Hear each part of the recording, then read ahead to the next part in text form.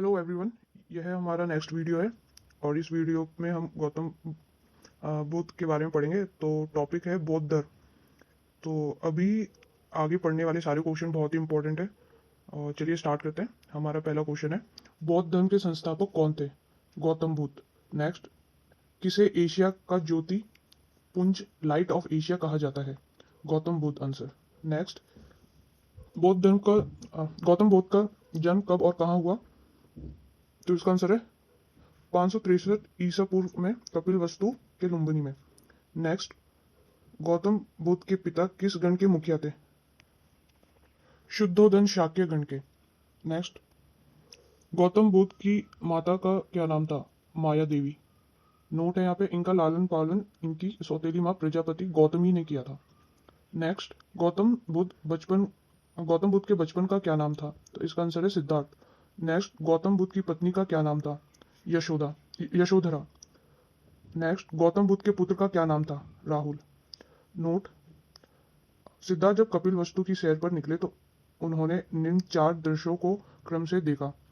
पहला था बूढ़ा व्यक्ति, दूसरा एक बीमार व्यक्ति, तीसरा एक शव और चौथा एक सन्यासी।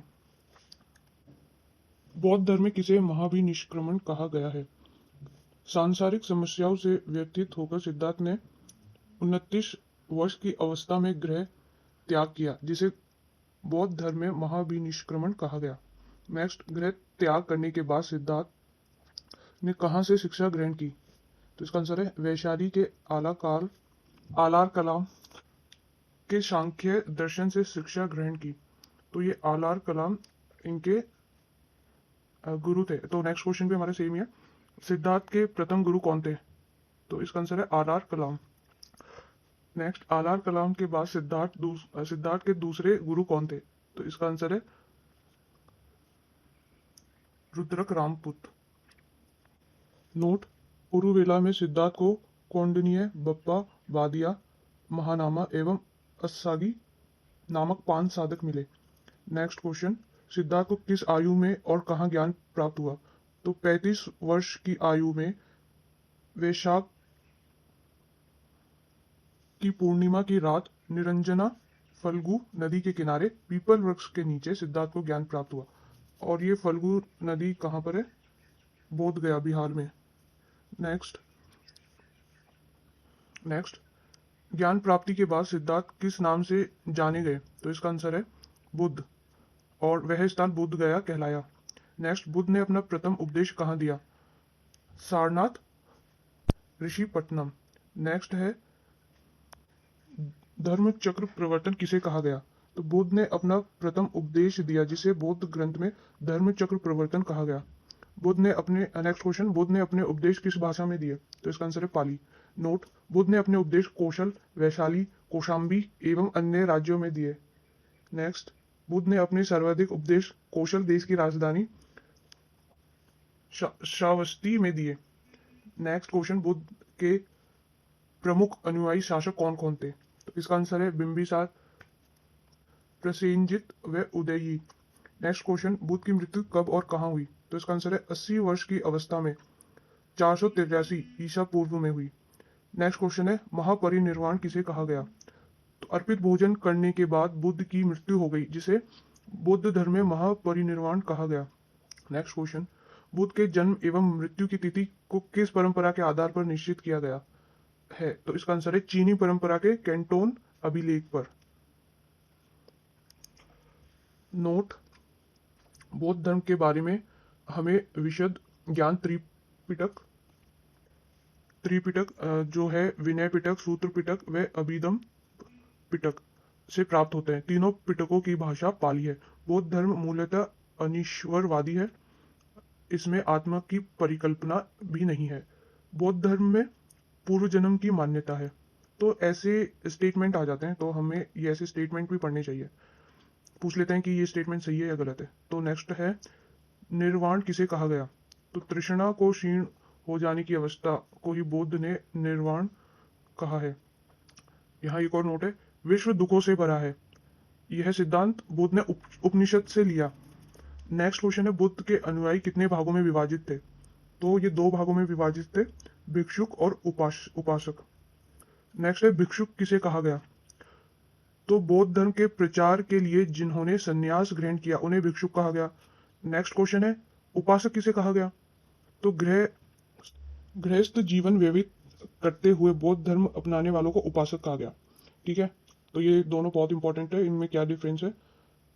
भिक्षुक जो कि सन्यास बन जाते हैं, पूरी तरीके से सन्यासी बन जाते हैं, और उपासक जो अपनी नॉर्मल लाइफ फैमिली और इन सब के साथ जो लाइफ बिताते हैं उनको उपासक कहा गया, और बौद्ध धर्म को अपनाते हुए उन्हें उपासक कहा गया। तो यहाँ पे एक और नोट है कि बौद्ध संघ में सम्मिलित होने के लिए न्यूनतम आयु सीमा 15 वर्ष थी। तो ऐसे आ जाते हैं स्टेटमेंट कि ये सही है या गलत है। तो नेक्स्ट क्वेश्चन है, और अगर आपको वीडियो पसंद आ रहा है तो चैनल को सब्सक्राइब करें। नेक्स्ट है बौद्ध संघ में प्रविष्टि होने को क्या कहा जाता है? तो इसे कहा जाता है उपसंपदा। नेक्स्ट है बौद्ध धर्म के त्रिरत्न कौन से हैं? तो त्रिरत्न है बुद्ध, धम्म एवं संघ। चतुर्थ बौद्ध संगीति के बाद बौद्ध धर्म किन दो भागों में विभाजित हो गया? तो इसका आंसर है हीनयान एवं महायान। नेक्स्ट है बौद्ध धर्म के महायान संप्रदाय का आदर्श कौन है? तो इसका आंसर है बोधिसत्व। नेक्स्ट है हीनयान का आदर्श किसे प्राप्त करना है, मतलब इसका क्या एम है, क्या प्राप्त करने का मेन आदर्श है? तो इसका आंसर है अरहत पद को प्राप्त करना।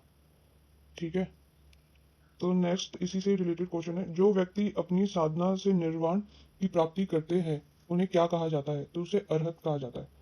नेक्स्ट, धार्मिक जुलूस का प्रारंभ सबसे पहले किस धर्म के द्वारा प्रारंभ किया गया? तो इसका आंसर है बौद्ध धर्म। नेक्स्ट, बुद्धों का सबसे पवित्र त्योहार कौन सा है?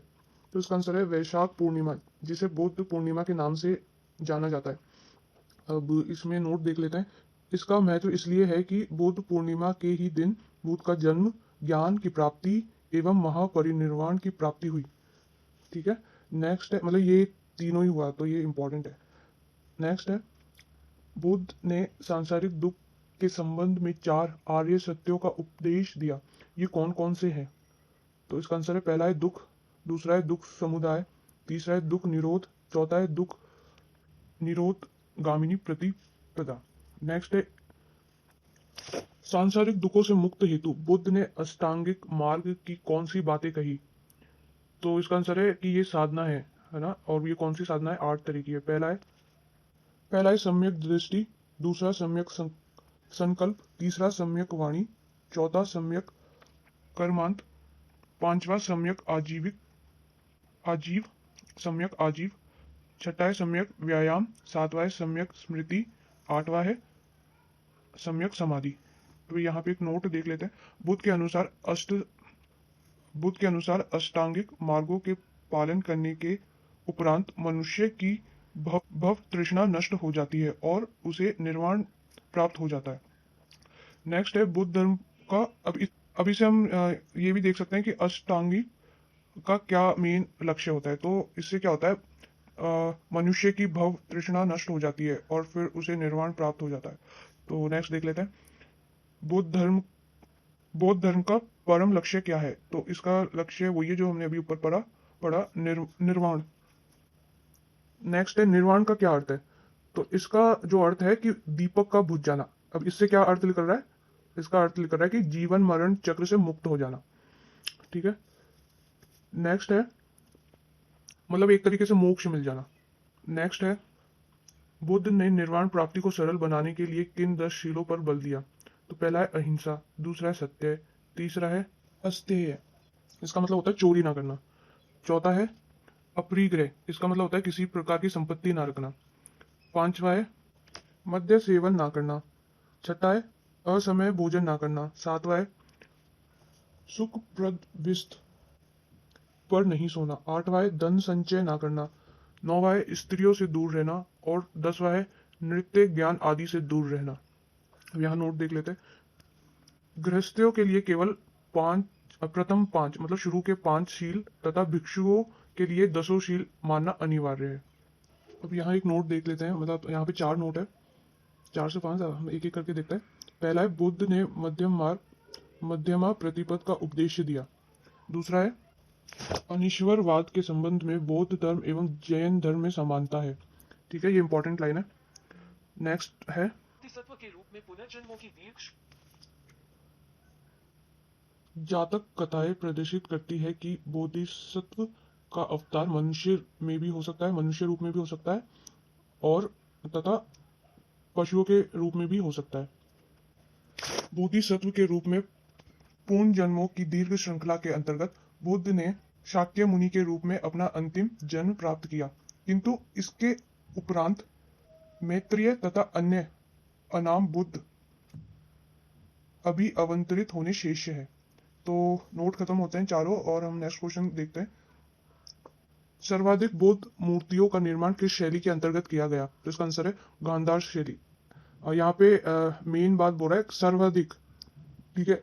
पर यहाँ पे एक और नोट है और ये क्या बोलता है कि लेकिन बुद्ध की प्रथम मूर्ति संभवतः मथुरा कला के अंतर्गत बनी है, तो दोनों में अंतर है। तो यहाँ पे प्रथम मूर्ति की बात कर रहा है और यहाँ पे सर्वाधिक की बात कर रहा है। सर्वाधिक तो ऐसे सर्वाधिक जो है वो गांधार में बनी है और जो है प्रथम जो है वो मथुरा कला के अंतर्गत मानी जाती है।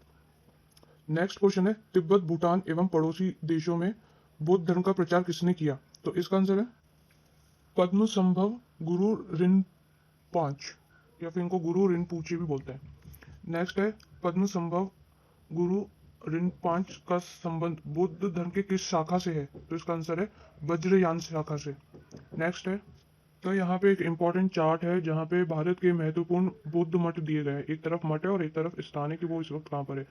तो एक एक करके देखते हैं। टाबो मठ, तो ये तबो गांव में है, स्पीति घाटी, ये है हिमाचल प्रदेश। नेक्स्ट है नाम गयाल मठ, ये है धर्मशाला हिमाचल प्रदेश। नेक्स्ट है हेमीस मठ, ये लद्दाख में है।